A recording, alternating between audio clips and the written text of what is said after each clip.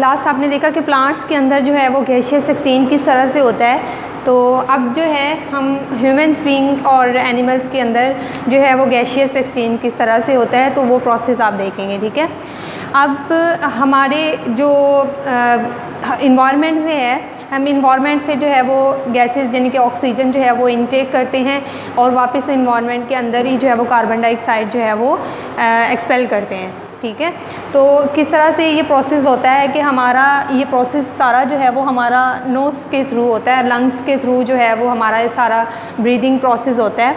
तो किस तरह से होता है कि सबसे पहले अगर हम देखें कि अगर डायग्रामेटिकली देखें तो सबसे पहले जो है वो एक पार्ट आते हैं एयर पैसेजवे में। सबसे पहले इसके डिफरेंट पार्ट्स हैं। सबसे पहला जो है वो नेज़ल कैविटी है, ठीक है।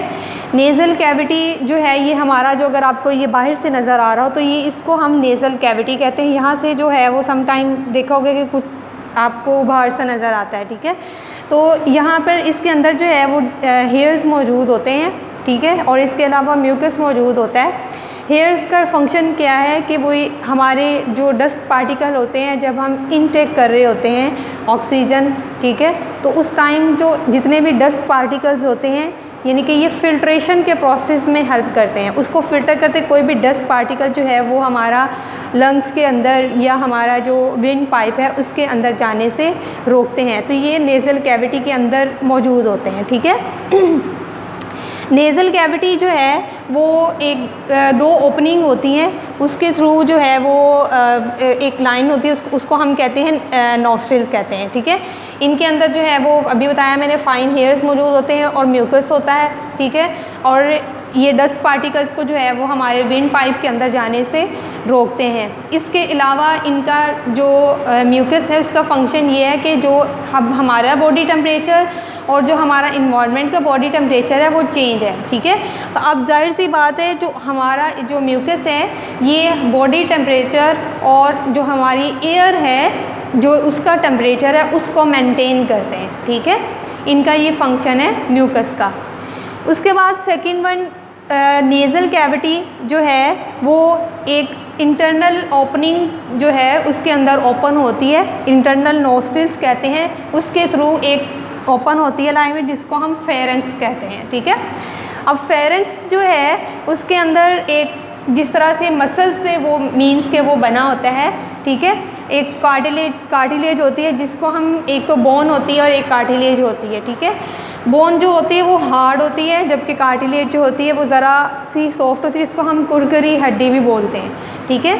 उस चीज़ से ये बने होते हैं। मस्कुलर्स होते हैं पैसेज और फ्रॉम फूड एंड एयर, यानी कि जो हमारा फूड है और जो हमारी एयर है जो हम इनटेक करते हैं उसको मेंटेन करते हैं, ठीक है। उसके बाद ये फेरेंक्स जो है वो एक ओपनिंग होती है, उसके अंदर ओपन होता है जिसको हम ओसोफेगस कहते हैं, जिसको हम फूड कैनाल भी बोलते हैं। हमारी जो खुराक की नाली है उसको हम ओसोफेगस, उसमें ओपन होती है फेरेंक्स जो है।